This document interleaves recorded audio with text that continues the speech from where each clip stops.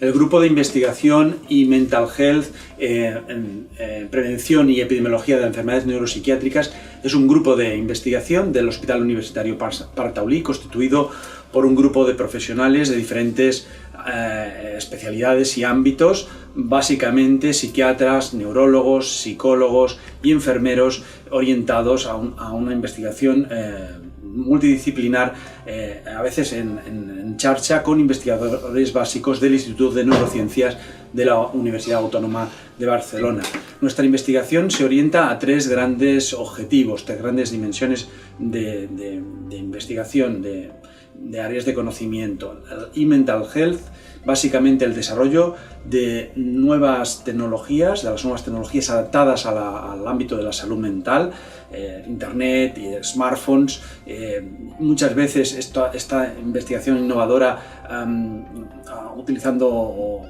colaboración con empresas para desarrollar nuevos dispositivos, validarlos científicamente e implementarlos en el mundo real. La segunda línea es la prevención y la epidemiología psiquiátrica, básicamente el estudio de los factores de riesgo biológicos y ambientales que interaccionan y que aumentan el riesgo y producen en muchos casos la aparición de enfermedades psiquiátricas, fundamentalmente orientado a la depresión y la prevención del suicidio, básicamente colaborando con la estrategia del Código Suicidio Cataluña.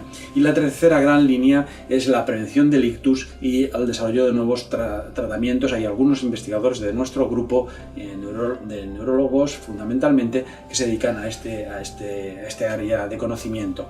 Nuestra investigación, los resultados de nuestra investigación aspiran a tener la máxima difusión científica y a desarrollar también una formación de investigadores del más alto nivel a través de las tesis doctorales de la línea de doctorado de psiquiatría de la Universidad Autónoma de Barcelona. Este es nuestro grupo y estos son nuestros objetivos, y bueno, esperamos que en los próximos años ir difundiendo diferentes resultados de estas tres líneas que he comentado.